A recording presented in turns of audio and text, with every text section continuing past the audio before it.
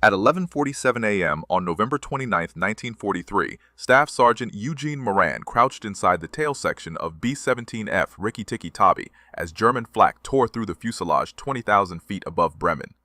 The 19-year-old tail gunner was flying his fifth mission with the 8th Air Force's 96th Bomb Group. 8 of his 9 crewmates were already dead. The mission had started 4 hours earlier at RAF Snetterton Heath in England. 346 B-17 Flying Fortresses lifted off that morning, bound for Bremen's industrial targets. Bremen's anti-aircraft batteries had destroyed 64 bombers in the previous month. Moran's squadron had lost 11 tail gunners since September. The formation crossed the German coast at 23,000 feet. Moran scanned the sky through his twin 50-caliber Browning machine guns. The tail position offered the widest view but also meant being alone. No one could reach him through the narrow crawl space. If something went wrong, he would face it alone. German fighters hit the formation first. Messerschmitt Bf-109s attacked from above, firing 20mm cannons. Moran tracked the fighter closing from 6 o'clock and squeezed his triggers. The guns hammered. Spent brass casings clattered around his boots. The Messerschmitt rolled away, trailing smoke. Then the flak started. Black bursts exploded across the formation. Each burst sent shrapnel fragments traveling at 3,000 feet per second. Moran felt the impacts shake the aircraft. The intercom went dead. Through his window, Moran watched Rikki Tikki Tavi slide backward from the formation. German fighters swarmed. More cannon rounds hammered the fuselage. Moran returned fire, but the fighters came from every angle. A massive explosion shook the aircraft. The nose section disappeared in flames. The bombardier, navigator, pilot, co-pilot, and flight engineer were gone. 3 more crewmen in the waist section died when another shell tore through the radio compartment. Only Moran and the navigator remained alive. The navigator bailed out. Moran was alone. He grabbed his parachute. It was shredded. Bullet holes riddled the silk canopy. The harness straps were torn. It would not open. He had no way out. Then came the hit that changed everything. A direct flak strike severed the tail section. The explosion was deafening. The entire tail assembly broke free from the fuselage. Moran felt the sudden lurch as gravity took over. He was falling, still inside the tail section, 20,000 feet above Germany, with no parachute.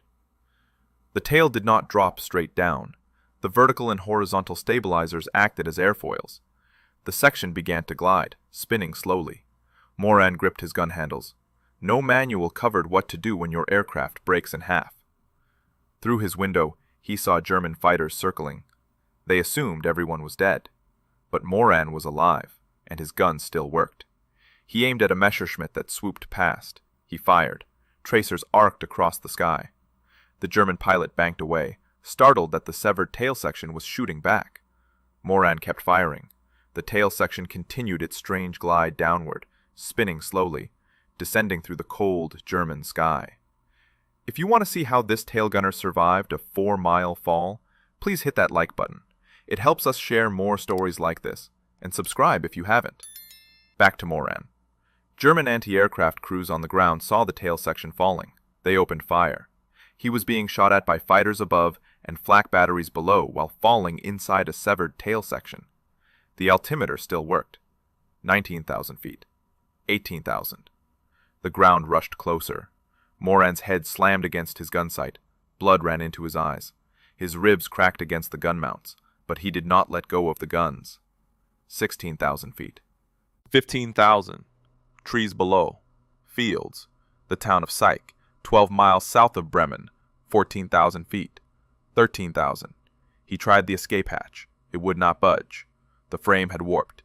He was locked inside a metal coffin falling at over 100 miles per hour. 12,000 feet. 11,000. The spinning pressed him against the bulkhead. Gold fillings in his molars popped out from the pressure. 10,000 feet. 9,000. The trees were close now. The tail section's glide was flattening slightly. The stabilizers were doing something. 8,000 feet. 7,000. Moran braced himself. No way to steer. No way to slow down. No way out. 6,000 feet. 5,000. The forest below rushed up to meet him. 4,000 feet. 3,000. The tail section plunged toward the forest outside Syke. Moran could see individual pine trees now. Their branches reached upward like dark fingers. The section was still spinning, still gliding at a steep angle, but gravity was winning. 2,000 feet. 1,000. The impact came without warning. The tail section smashed into the tops of the pine trees. Branches snapped. Wood exploded. The metal framework groaned. The vertical stabilizer caught on a thick trunk, and the entire section pivoted, slowing. More branches broke. The tail cartwheeled through the canopy, shedding pieces of aluminum skin. Then it hit the ground. The impact drove Moran's head into his gun sight. His skull cracked. Blood poured from his scalp. His ribs, already fractured from the spinning descent, broke completely. Both forearms snapped against the gun mounts.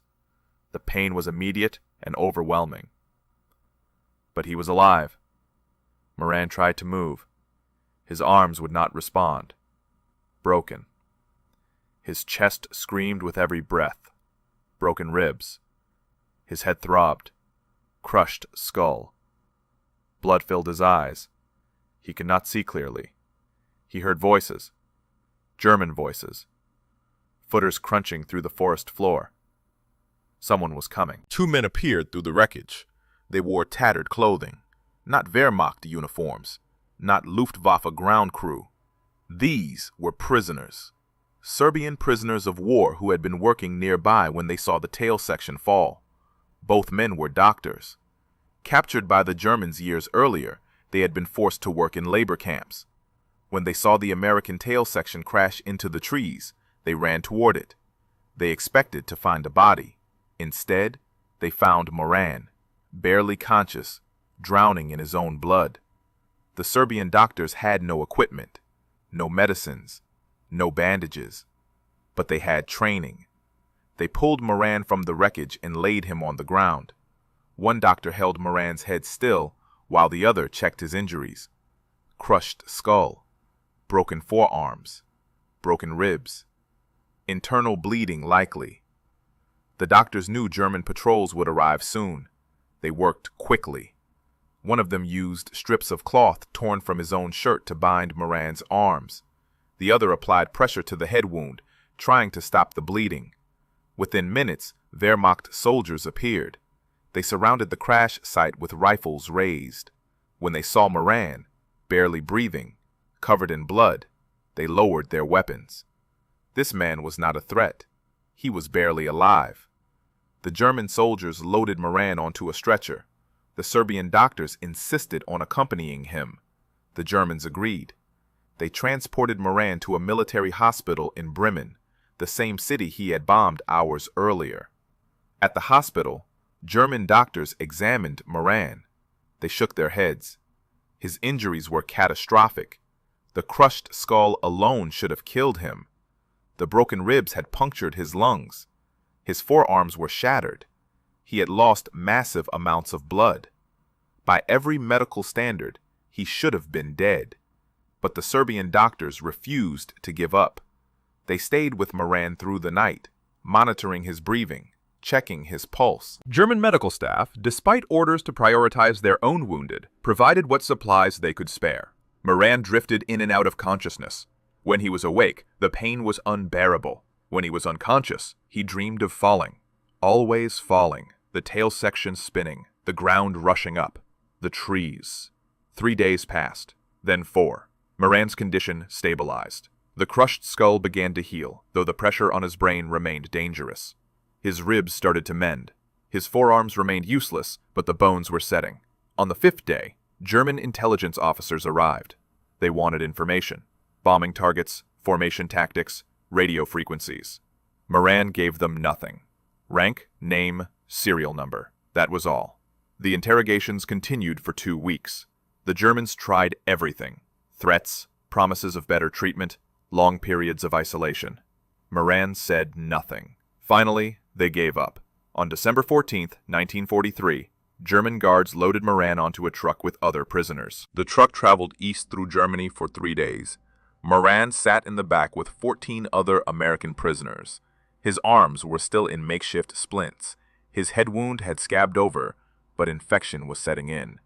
Every bump in the road sent pain through his broken ribs. They arrived at Stalag Luft 3 on December 17th. The camp held 10,000 Allied airmen in wooden barracks surrounded by barbed wire and guard towers. Guards searched each prisoner at the gate. They took Moran's dog tags, his wedding ring, and the few personal items he still had. The barracks were freezing. Each room held 32 men in wooden bunks. A single coal stove provided heat, but coal rations were minimal. 2 blankets per prisoner. Temperatures dropped to 10 degrees below zero that winter. Food arrived twice daily. Morning ration was 1 slice of black bread and ersatz coffee, made from burned barley. Evening ration was thin soup with occasional potato peelings. The Red Cross sent food parcels, but German guards confiscated most of them. Prisoners received 1 parcel per month instead of 1 per week. Moran's arms began to heal incorrectly. Without proper medical setting, the bones fused at wrong angles. He could move his fingers, but his forearms remained twisted. Simple tasks became impossible: buttoning a shirt, tying boots, holding a spoon. Other prisoners helped him. The camp had a secret radio. Prisoners assembled it from smuggled parts over 18 months. They hid it inside a false wall in Barracks 14. Each night, selected prisoners listened to BBC broadcasts and transcribed the news.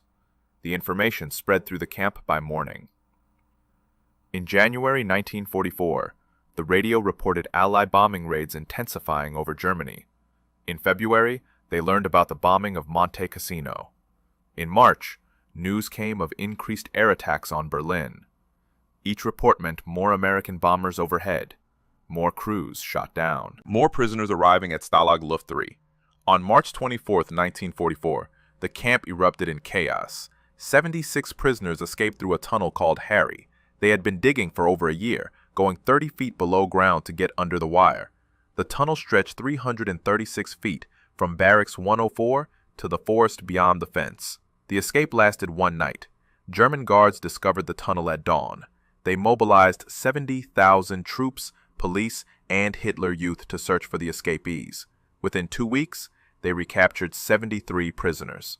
The Gestapo executed 50 of them. They shot them individually, in different locations, on Hitler's direct orders. The remaining 23 prisoners returned to Stalag Luft 3. German guards posted their names on the bulletin board. The camp fell silent when prisoners read the list of the dead. Security tightened immediately. Guards increased roll calls from twice daily to 5 times. They banned all prisoner movement after dark. They searched every barracks weekly. They confiscated tools, wire, anything that could be used for digging.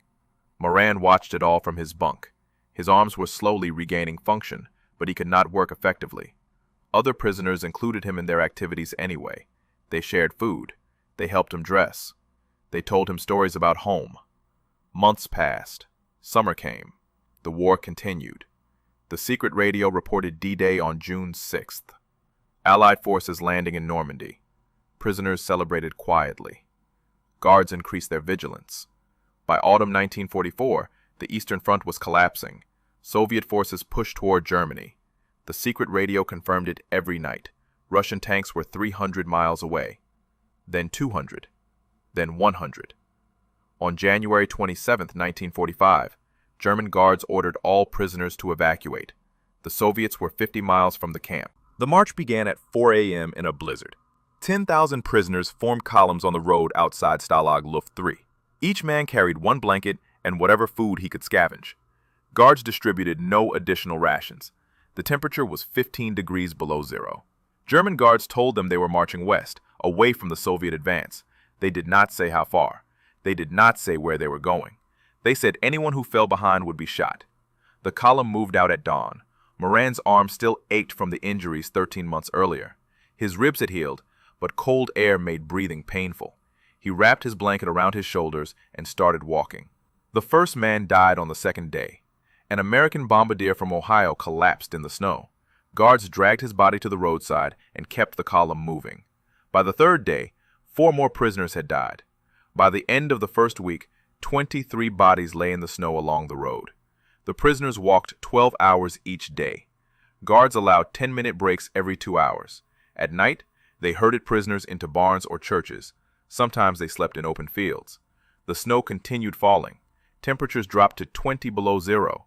Food became the only thought. Guards provided no rations. Prisoners ate snow for water. Some found frozen potatoes in fields. Others pulled bark from trees. A few traded personal items to German civilians for bread. Most starved.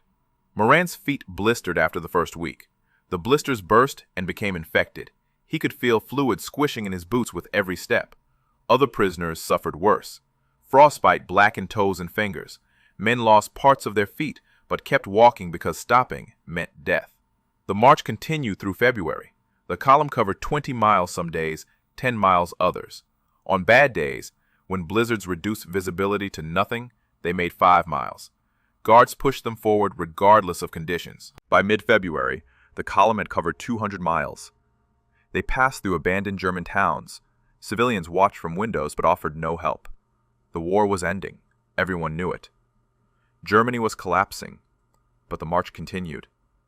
Some prisoners tried to escape. Most failed. German guards shot 3 men who ran for the woods near Schremberg. They left the bodies where they fell as a warning.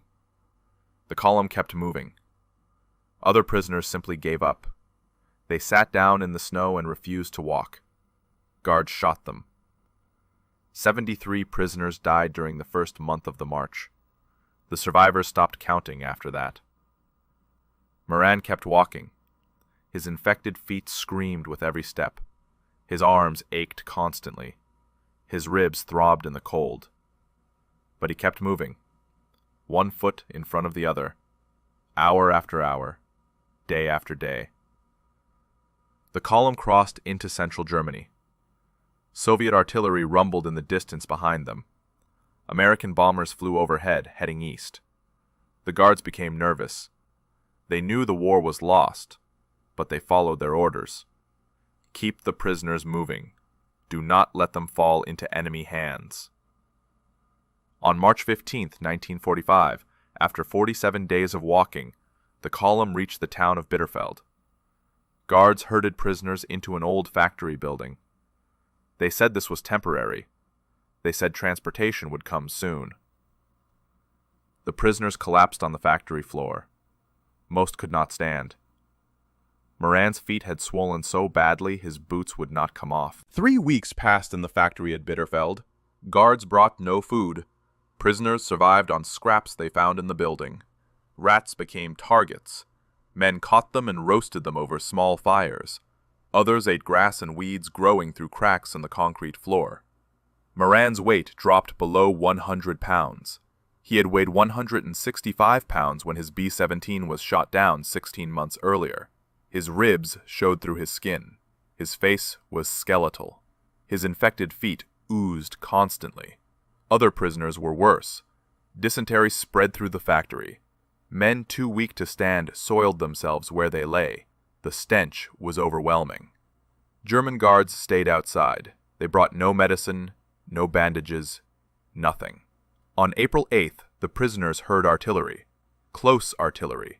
American artillery. The sound came from the west, growing louder each day. Guards became agitated. They held hurried conversations. Some disappeared during the night.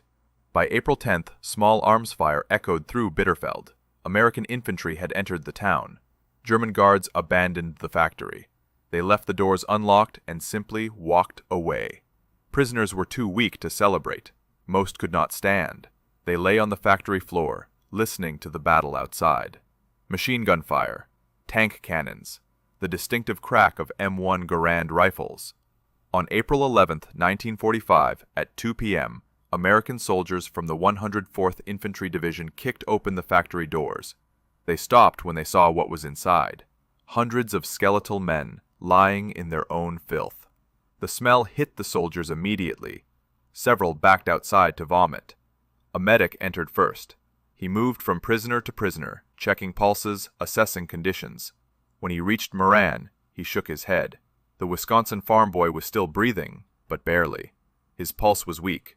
His feet were gangrenous. His body was shutting down. The medics called for stretchers. They carried prisoners outside to waiting ambulances. Moran drifted in and out of consciousness during the transport. He remembered seeing American flags. He He remembered hearing English. He remembered crying. The field hospital was 15 miles west. Army doctors worked through the night, treating freed prisoners. They cut away Moran's boots. His feet were black with necrosis. The doctors considered amputation, but decided to try saving them first. They pumped Moran full of sulfa drugs and penicillin. They cleaned his wounds. They gave him plasma. They stabilized his condition. On April 13th, they transferred him to a larger hospital in France. Recovery took months. The infection in his feet slowly cleared. His weight climbed back to 120 pounds by June. His arms regained most of their function, though they remained slightly twisted from improper healing. On July 3, 1945, doctors cleared Moran for transport to the United States. He boarded a hospital ship at Le Havre. The crossing took 8 days. On July 11th, the ship docked in New York Harbor. Moran stood on deck as the Statue of Liberty came into view. He had been gone for 2 years and 9 months. He had flown 5 combat missions. He had fallen 4 miles inside a severed tail section. He had survived 17 months as a prisoner of war. He had walked 600 miles through a German winter. He was 21 years old. The ship docked at Pier 90. Army personnel helped prisoners down the gangway. Crowds cheered from behind barriers. Someone played the national anthem over loudspeakers. Moran could not stop crying. He was home. From New York, Moran traveled by train to Camp Kilmer in New Jersey. Army doctors conducted full medical examinations on all returning prisoners.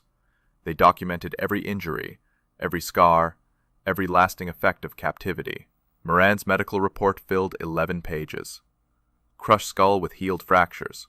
Both forearms improperly healed at 15-degree angles. 6 ribs with old fracture lines. Chronic pain in lower back from spinal compression during the fall. Nerve damage in both feet from frostbite and infection. Malnutrition-induced organ damage. Post-traumatic stress. The doctors recommended 3 months of additional treatment. Moran refused. He wanted to go home. He wanted to see his family. He had not seen them since October 1942, nearly 3 years earlier. On July 25th, the Army granted him 30 days leave. He took a bus to Wisconsin. The ride took 2 days. He slept most of the way, still recovering his strength. His family met him at the bus station in Soldiers Grove. His mother did not recognize him at first. The skeletal man climbing off the bus looked nothing like the son she remembered. When she realized it was Eugene, she collapsed. His father caught her. Moran spent August at home, sleeping in his old bed, eating his mother's cooking, walking the farm he had left 3 years earlier. Neighbors visited daily. They asked questions. What was it like? Were the Germans cruel? Did he kill anyone? How did he survive the fall? Moran answered some questions. Others he could not. Some memories were too raw. The spinning tail section, the screaming wind, the bodies of his crewmates, the death march, the factory at Bitterfeld. On September 1st, 1945, Moran returned to active duty at Camp McCoy in Wisconsin. The war with Japan had ended 2 weeks earlier. The Army was demobilizing rapidly. Millions of soldiers were being discharged. Moran's discharge papers arrived on December 1st. Final rank, Staff Sergeant. Service dates, October 1942 to December 1945. Combat missions, 5. Status, honorably discharged. His medals arrived separately. 2 Purple Hearts for wounds received in combat. The Air Medal with Gold Leaf Cluster for aerial achievement. The European Theater Medal for service in the European campaign. The Good Conduct Medal. The Prisoner of War Medal. No medal existed for falling 4 miles inside a severed tail section while shooting at enemy fighters. Moran returned to Soldiers Grove as a civilian. He was 22 years old, with no college education and no job prospects. The farm needed help, so he worked there. Planting, harvesting, tending livestock, the same work he had done before the war. But everything felt different. The weight of tools in his twisted arms, the pain in his feet after long day standing, the nightmares that woke him every night, the sound of aircraft engines that made him freeze. In 1947, he met a woman named Helen at a church social. They married 6 months later. Over the next decade, they had 9 children. Moran worked construction jobs to support his family. He never complained about his injuries. He never talked about the war unless directly asked. For decades, his story remained largely unknown. His crewmates were dead. The navigator who bailed out had moved to California and lost contact. The Serbian doctors who saved him had disappeared into post-war chaos. German records of the incident were scattered or destroyed. In 2007, a local newspaper in Wisconsin ran a short article about Moran. The headline read, "Local veteran survived impossible fall." The article caught the attention of John Armbruster, a military historian from Iowa. Armbruster had been researching 8th Air Force bomber losses over Germany. When he read about Moran's survival, he drove to Wisconsin to interview him. Moran was 83 years old. He still lived in Soldiers Grove. His wife Helen had died 3 years earlier. His 9 children visited regularly. His hands still bore the crooked angles from his broken forearms 64 years earlier. Armbruster spent 3 days interviewing Moran. He recorded everything. The mission briefing on November 29th, the fighter attacks, the flak, the moment the tail section separated, the fall, the Serbian doctors, Stalag Luft 3, the death march, all of it. Moran spoke slowly, carefully, remembering details he had not discussed in decades. He showed Armbruster his discharge papers, his medals, photographs from the war, a letter from the navigator who had bailed out, sent in 1946 and never answered. Armbruster began researching the incident. He contacted the American Air Museum in Britain. They had records of Rikki Tikki Tavi, serial number 4230359, assigned to the 339th Bomb Squadron, missing in action, November 29th, 1943. Crew, 10. Killed in action, 8. Prisoners of war, 2. He found the missing aircrew report, number 1392. It listed the crew names, the mission details, the location where the bomber was last seen, near Bremen. Cause? Enemy aircraft. Armbruster traveled to Germany. He located the town of Syke, 12 miles south of Bremen. He interviewed elderly Germans who remembered November 1943. Several recalled seeing a tail section falling from the sky. One man, then 6 years old, had watched from a bomb shelter as it crashed into the forest. German researcher Ulf Kack had independently documented the crash. He had found the impact site in the woods. Pieces of aluminum skin still lay buried in the ground 70 years later. He had interviewed witnesses. He had mapped the debris field. Armbruster and Kack combined their research. In 2018, they organized a commemoration in Syke. They invited Moran's family. 6 of his 9 children made the trip to Germany. The town of Syke erected a memorial plaque at the crash site. It listed the names of all 10 crew members. The dedication ceremony took place on November 29, 2018, exactly 75 years after the crash. Moran's children stood in the forest where their father had landed. They saw the trees, the clearing, the spot where the tail section had finally stopped. German citizens who had witnessed the crash stood beside them. They shared their memories. They expressed gratitude that Moran had survived. The children met German researchers who had preserved the story. They met the grandson of one of the Serbian doctors who had saved Moran's life. They visited the hospital in Bremen where German doctors had treated him. They stood on the road where the death march had passed. Moran was not there. He had died 4 years earlier, on March 23, 2014. He was 90 years old. He had lived 69 years after falling 4 miles inside a severed B-17 tail section. But his story survived. In 2022, John Armbruster published his book about Moran. He titled it Tailspin. The book documented everything: the mission, the fall, the survival, the captivity, the death march, the long life that followed. The book included photographs Armbruster had collected. Moran as a young airman in 1943. The crew of Rikki Tikki Tavi standing beside their bomber. The impact site in the German forest. The memorial plaque in Syke. Moran in his 80s, sitting in his Wisconsin home, holding his Purple Hearts. Armbruster interviewed aviation experts to understand how Moran survived. Aeronautical engineers analyzed the tail section structure. The vertical stabilizer measured 13 feet tall. The horizontal stabilizers spanned 43 feet. Together, they created enough surface area to generate lift. The tail's weight distribution was critical. The guns, ammunition, and Moran himself were positioned at the forward end. This created a natural balance point. The stabilizers acted as wings. The section did not drop straight down. It glided, spinning slowly, descending at roughly 70 miles per hour instead of terminal velocity. The trees provided the final element. The pine forest outside Psych had trees over 80 feet tall. The tail section hit branches at the top of the canopy. Each broken branch absorbed energy. The vertical stabilizer caught on a thick trunk. The impact slowed the descent from 70 miles per hour to perhaps 30. Still enough to kill most people, but the combination of factors gave Moran a chance. Only 2 other documented cases exist of airmen surviving similar falls. British tail gunner Nicholas Alcemade fell 18,000 feet without a parachute in March 1944 and survived. American ball turret gunner Alan McGee fell 22,000 feet and crashed through a train station roof in January 1943 and survived. All 3 men had certain factors in common. They remained with wreckage that created drag. They hit objects that broke their fall. Trees for Alcemade and Moran, a glass roof for McGee. They were young and physically fit, and they were extraordinarily lucky. Moran never considered himself lucky. He lost 8 crewmates on November 29, 1943. He spent 17 months as a prisoner of war. He endured a 600-mile death march through a German winter. He carried physical and psychological scars for the rest of his life. But he lived. He came home.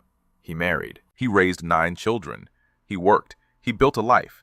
He lived to be 90 years old. On October 18, 2008, the town of Soldiers Grove dedicated a street in his honor. They named it Moran Way. Eugene attended the ceremony with his family. He was 84 years old. He stood beside the new street sign smiling, surrounded by his children and grandchildren. Someone asked him how it felt to have a street named after him. He said it felt strange. He had only done what he had to do: survive, come home, live his life. That was Eugene Paul Moran, a farm boy from Wisconsin who fell 4 miles and refused to die. If this story moved you, please hit that like button. It genuinely helps us continue sharing these forgotten histories with more people who need to hear them. And if you haven't subscribed, please do. We're uncovering more incredible survival stories from World War II that deserve to be remembered. Hit the notification bell so you don't miss them. Tell us in the comments, where are you watching from? And does anyone in your family have a World War II story that's never been told? We'd love to hear it. Thank you for watching. And thank you, Eugene Moran, for showing us what the human spirit can endure. We won't forget.